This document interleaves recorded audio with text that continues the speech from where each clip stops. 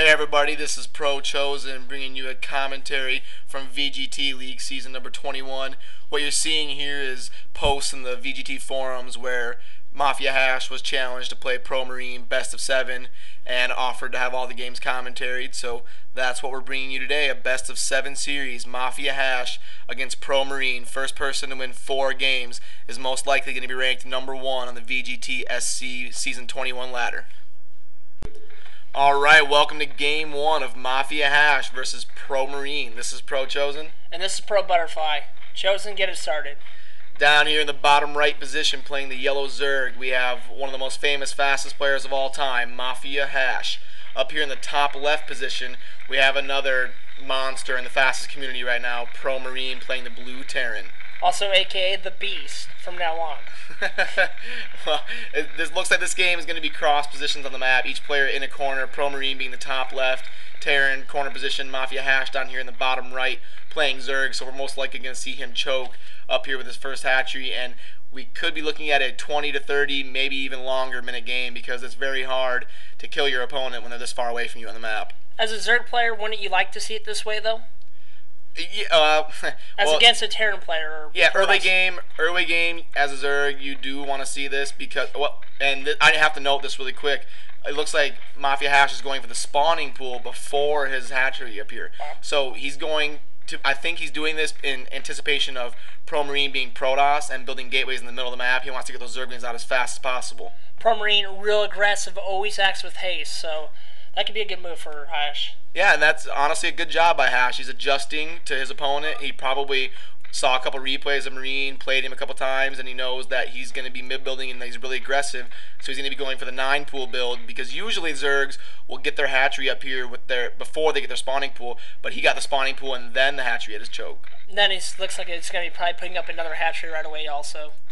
Yeah, well, he's either going to be, he's already got the Zerglings coming. He saved up some larvae, so he's going to be getting, it looks like 4 Zerglings out, and he's actually not getting a second hatchery yet, which usually you would. See, now he's going for it, but that's a little bit delayed, and the Zerg has sacrificed his early game to mid-game economy doing this build, but if Pro Marine were Protoss and building in the middle of the map, he would have been better off to verse it. Very well, very well. It looks like Pro Marine just going for his standard Terran build that he does mostly every game with Terran, going for that 3 barracks and then 1 gas, and then he'll probably add another gas here. It looks like the Marines are actually going to run into an Overlord here. Oh, SCV, sorry. That SCV has not seen what he's doing with his SCV. He's scouting the middle of the map because he also does not know MaFia.HasH's race, so he wanted to see if he had gateways in the middle of the map. Yep, they both for sure know what they are now. Now Marine looks like he's going to be trying to take out the Overlord. Yep, and they both know each other's race, and I think Marine has a good idea that he's bottom right, and now HasH is going to go ahead and follow these units up to the top left position. They're both going to know their opponent's race and the matchup. Oh, I'm sorry, not the matchup, and the spots. That's a pretty high Zergling count, actually, at this time of the game, too. Marine definitely has to know about that. Well, yeah, I mean, he's probably not expecting to see those 4 Zerglings venturing out, but, I mean, he can't know that HasH went for a 9-pool, not that HasH in the beginning. Marine microing those Marines well, not losing a single Marine to those Zerglings. That's pretty important.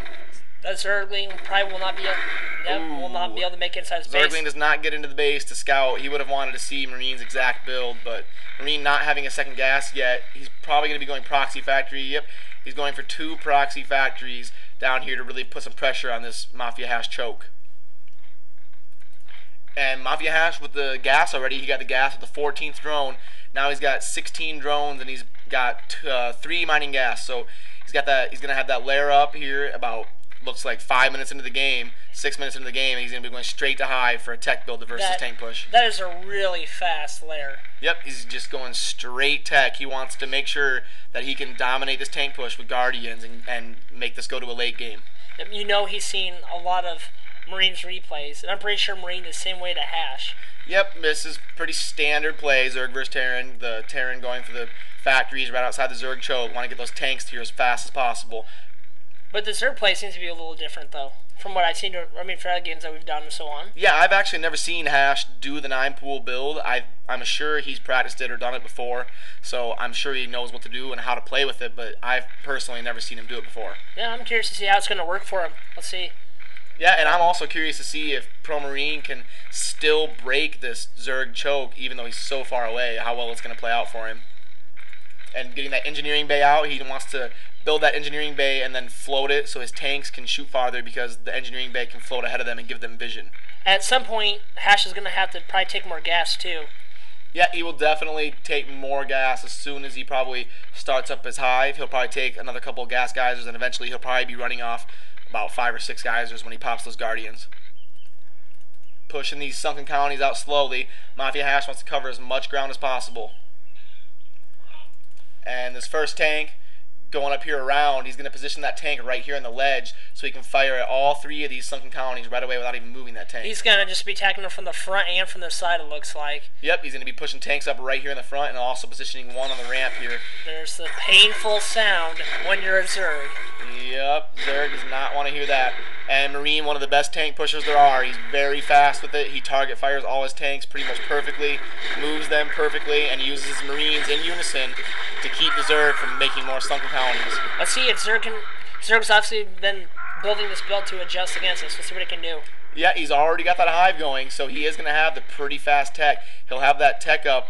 He's going to have the hive finishing about 6:30. He'll probably have Guardians about 8:15, 8:30, so it's going to be very interesting to see who comes on top of this tank push.